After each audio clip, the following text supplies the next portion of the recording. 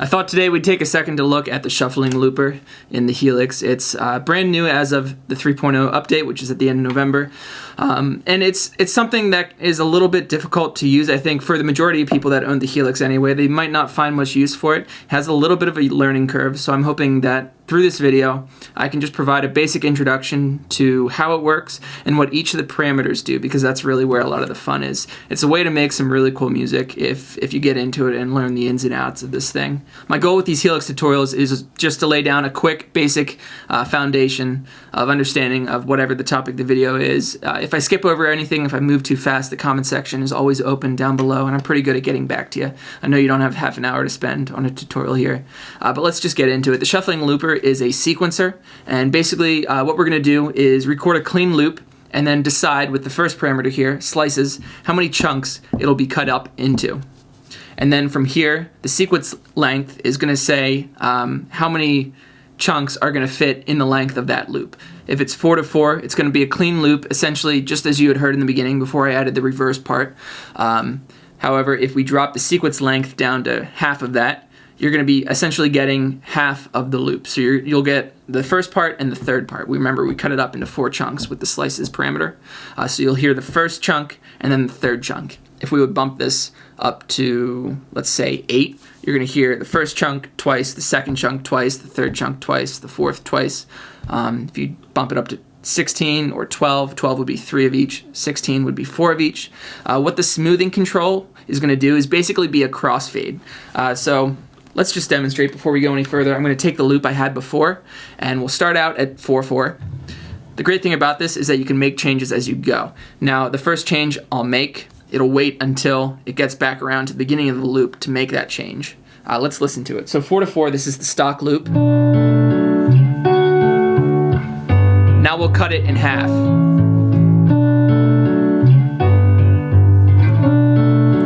So the first bar and the third bar, let's double it, so we'll go to 8.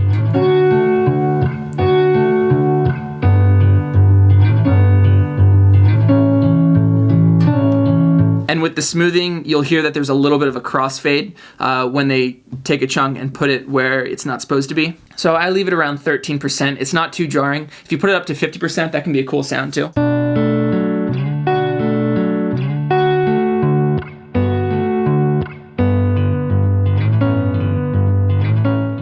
I think that might work better for like a pad kind of thing or just a 1-chord progression. The smoothing, when you bump up to 50%, it seems like it takes half of the length of one of the sequences to fade out while it takes a half length of the other one to fade in. Now you might notice that I have parameter adjustments set up here. That's what these little symbols mean. And I'm using a MIDI controller just because I'm an HX Stomp user and I would have only had 3 foot switches to try and do all of this stuff with. So I set it up on a preset on my MC8. And what I've done is basically just triggered parameter controls between 8 and 4 with slices, and then also sequence length 4 and 8. So the opposite way around. And it's just a cool way to be able to flip back and forth between everything. And just on the fly, it's at a button's press instead of going in and menu diving. Of course, it's not too difficult to do that if you want to use the knobs on your Helix unit. So the way you would set this up is, let's see, I'll take a different parameter, for example. Let's take smoothing, just so you can see how to do this. Smoothing with a foot switch, I'll assign it to foot switch 5, and basically you'd make the minimum value as if the foot switch is not on, 0%, and the maximum value, whatever you want it to be when the foot switch is engaged. So I have it set at 13%, but really I think I'm leaving the smoothing control at 13% all the time. Okay, so let's keep going. The shuffle button, this is on a range from 0% to 100%. So once we have slices and sequence length set up, when they're not at equal numbers, the shuffling parameter is going to control whether we're staying completely straight to the pattern, straight through at 0%, or if we have the likelihood of making some changes in here. 100% is going to be the changes are very likely to happen, somewhere in between here, less likely. You should know that no matter what this shuffling parameter is set at, the first chunk is always going to be the same as if we're not manipulating it in any way. So I'm going to play a long note here. You'll hear it decay, and then as we chop it up and randomize it, you'll be able to hear, the first one's obviously going to be the loudest, and it would decay normally. However, now we're taking like low volume piece of it and putting it in the middle so you can hear what the randomizer is actually doing.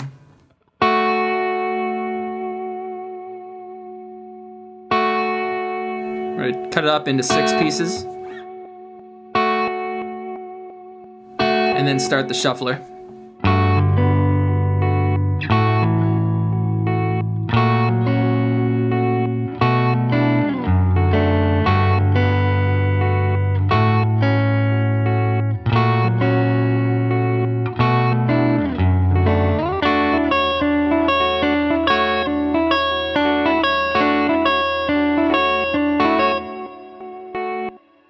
Some cool Steve Reich stuff you can do. So let's take a look at the octave parameter now. At 0%, nothing's happening. There's no pitch shifting. At 100%, you've got a 100% chance of having all your notes pitch shifted either up or down 1 or 2 octaves. And that bit is completely random. I wish they had given us 2 different parameters, one for octave up and one for down, because I'm a fan of the octave up stuff. I'm not a huge fan of the octave down. I do recommend if you're going to use the octave down, maybe put an aggressive low cut around like 120 just to help tame some of that low end when you inevitably get the random 2 octave down shift. But I'll play something simple here and we'll play around with this just for a second.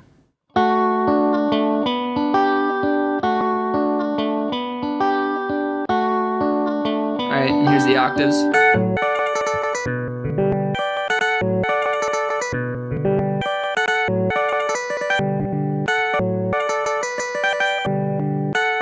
So you can kind of change the subdivisions that you're getting.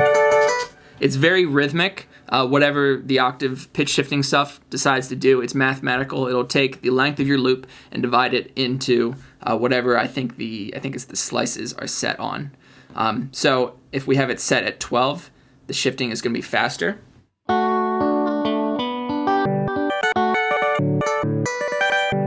And slower at 8.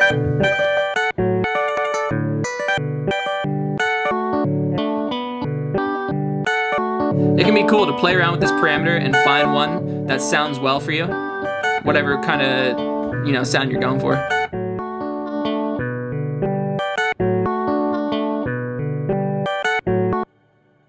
Cool.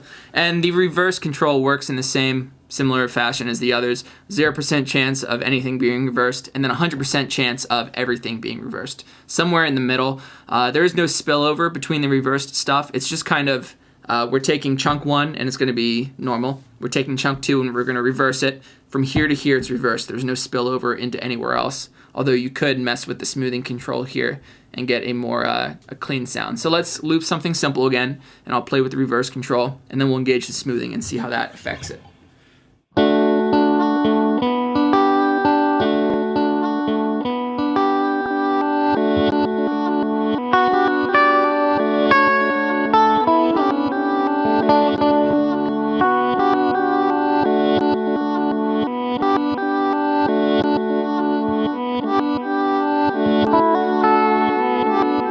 And then 50%.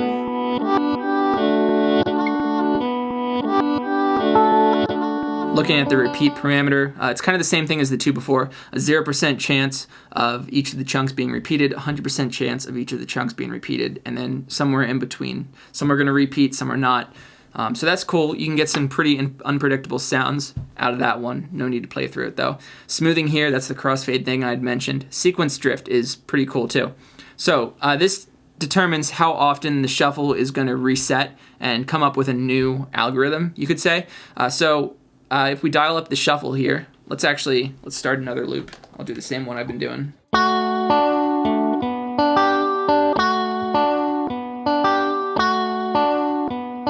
So we're going to shuffle it now.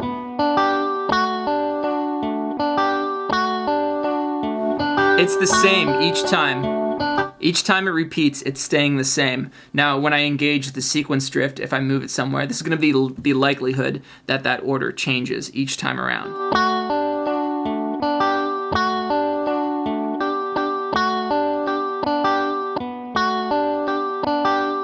So that effectively makes it way more random. This can be cool, so maybe set up the slices and sequencer and trigger sequence drift with a foot switch. So you can have it set at maybe 50% or 100%, and then when you hear a pattern that you like, hit that foot switch quick, it'll lock it in, and it's not going to change from that.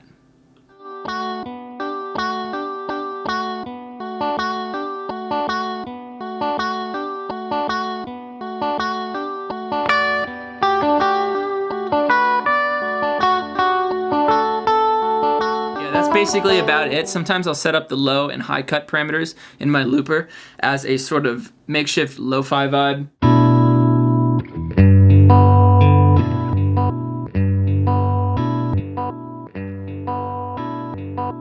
Like it's playing through an old speaker or something. If you enjoyed this video, make sure you hit the like button. It'll make it more likely for someone to come across this video if they're searching for this topic, just like the shuffling looper.